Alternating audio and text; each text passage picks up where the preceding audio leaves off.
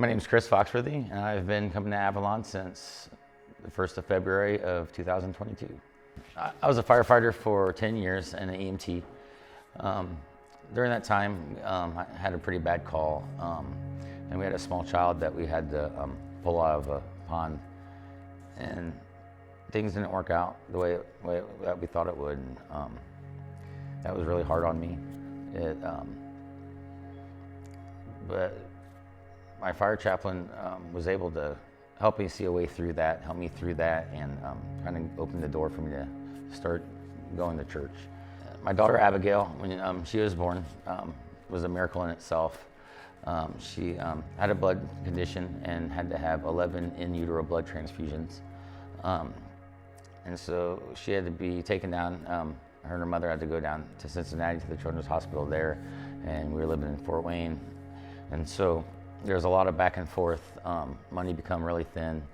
We finally got accepted into the Ronald McDonald House, and I was able to listen to a couple different pastors there that would come on Sundays, and it just increased my thought, or increased, my want to find a relationship with God. Finally, Abby finally was able to come home from the hospital, from the NICU, and we finally had all the kids home. And so I got up early that morning. I was excited, and so I was going to fix a big breakfast for everybody. And I got up. I had a pound of bacon cooking in a big frying pan, and on the monitor, Abigail had woke up, and so I went in the room, was playing with her and cooing and having fun, and I smelled that the bacon was burning, so I ran into the kitchen. I grabbed the pan and went to go set it in the sink, and unfortunately the faucet was facing towards me and I didn't see it with the pan. And so as I went to go set the pan in the sink, it had flipped all the bacon grease in the air, and it had landed on my arm, and I had received second and third degree burns all the way up my arm, and was taken to the burn center, and there they had to give me quite a bit of opioid pain medication for the procedures and for the dressing changes. And after being on it for so long, unfortunately, the pain medicine took over my life. So next thing I know, I was living a functional life, but highly addicted to pain medicine. And it starts to numb things. It starts to numb feelings, and I wasn't being the husband I should have been. I wasn't being the father I should have been. I was skipping out on doing family activities because I'd rather sit at home. And unfortunately, things ended up not working out, and she ended up filing for divorce, and we separated.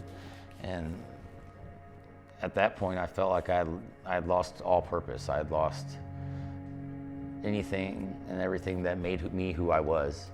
And also, in that time, I had lost my nursing career, and so I was left just a shell of a person.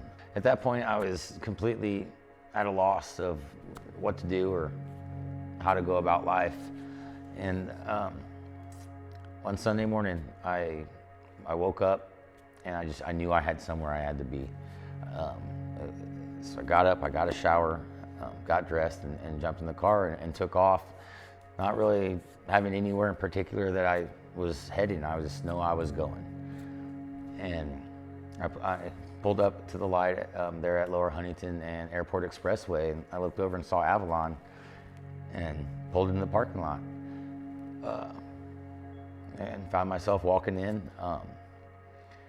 got a cup of coffee and sat down, and I had saw a familiar face, and it was Paul Maurer. And I was like, oh, that's neat. Like, he goes to church here. That's cool.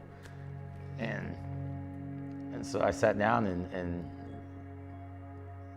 he ended up going up on stage and announcing that he was the lead pastor. And so I thought, oh wow, this should be good. So I sat and listened to what he had to say, and I was on the edge of my seat the entire time. And that was probably the best cup of coffee I've ever had. So the whole coming week, all I could think about was 'Cause man, I can't wait till Sunday as I get another cup of coffee and just listen. And when I came that next Sunday, Paul, I came in and he welcomed me and sat me down, and to my surprise, there was a guest speaker that Sunday, and the guest speaker was my old fire chaplain. And that's when they announced that was their new home church was Avalon, and it was too big of a coincidence at that point for me. And so I felt like I was home. Developing a relationship with God is nothing that I ever thought it was going to be, but it's everything I knew I ever needed. There was too many coincidences for me not to think that God wasn't in my life or hadn't been working in my life and didn't have me at Avalon for a reason. And so on Easter Sunday, I decided that I was going to get baptized. And it was that one of the most profound and amazing choices that I've ever made. When I came up out of the water, I've never felt water that was so heavy.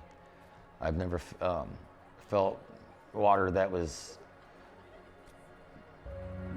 had that much meaning. It just lapped off me, it fell off me, and there was so much self-hate, so much just despair that was just fell off me that day. And I was able to hold my head up. I was able to know that I wasn't alone anymore. I was able to know that I didn't have to do life alone anymore. That with God by my side, that I had a friend, that I had a partner, that I had strength. If you need hope, if you need a new way to live, if you want to do things the right way and be able to live a life that's full of joy, then I encourage you to keep going. I encourage you to keep coming. I encourage you to get into any type of group or study the Bible in any way that you can. That it's so sweet. Once you finally taste that honey and you taste the sweetness, you're going to keep coming back. You're going to want more.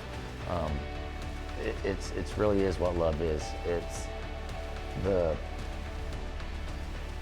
greatest thing that's ever happened in my life, and I know that it's not just for me, it's for everyone. And I just encourage you to try and show up, and when it catches, hang on, because the ride is amazing.